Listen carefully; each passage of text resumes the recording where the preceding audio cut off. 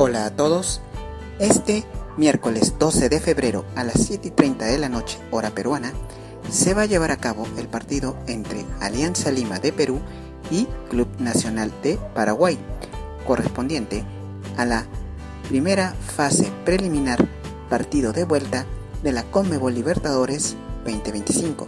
El escenario será en el Estadio Alejandro Villanueva, ubicado en el distrito limeño de La Victoria. Esperemos de que haga un excelente partido y que gane el mejor. Mucha suerte para ambos equipos. Muchas gracias.